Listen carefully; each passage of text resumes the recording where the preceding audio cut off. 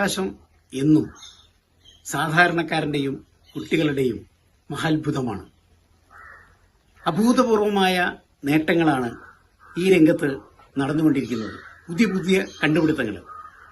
എന്നാൽ അതിനെ അതേ നിരക്കിൽ കുട്ടികൾക്കും അധ്യാപകർക്ക് പോലും ലഭ്യമാക്കാൻ പലപ്പോഴും നമുക്ക് കഴിയാറില്ല.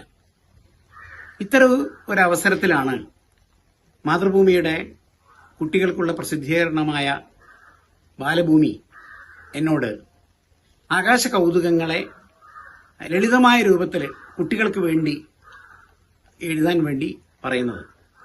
അങ്ങനെ ഏതാണ്ട് ഒരു 35 ലക്കങ്ങളിലൂടെ കുട്ടികൾക്ക് വേണ്ടി എഴുതപ്പെട്ട ഒരു ബഹിരാകാശ നോവലാണ് അമ്മുവും ആകാശമുങ്ങയും എന്ന ഈ കൃതി.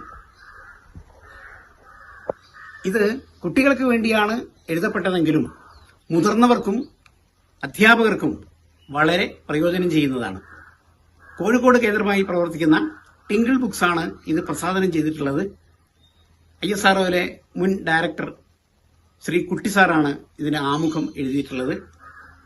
പ്രശസ്ത ചിത്രകാരൻ ദേവപ്രകാശാണ് ഇതിനു വേണ്ടി വരച്ചിട്ടുള്ളത്. ഇത് ആകാശത്തു കൂടിയുള്ള ഒരു സഞ്ചാരമാണ്, ഒരു ടൂറാണ്, ഒരു വിനോദയാത്രയാണ്.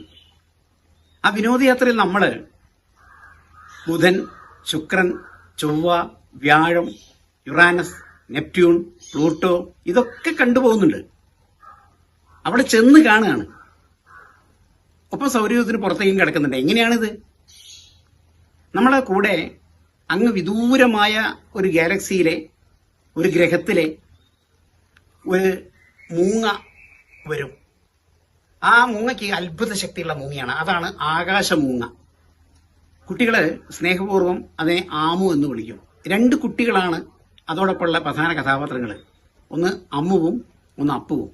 ഇവരുടെ കുസൃതി ചോദ്യങ്ങൾ, അതിന് കുസൃതി കലർന്ന ആകാശമൂങ്ങയുടെ മറുപടി, ഓരോ ഗ്രഹങ്ങളിലും അവയുടെ ഉപഗ്രഹങ്ങളിലും അവിടെ ചെന്ന് കാണുമ്പോൾ നമുക്ക് ആകാശത്തെ പറ്റിയുള്ള ഒരു തത്സമയ ദൃശ്യം അവിടെ പ്രകടമാവും.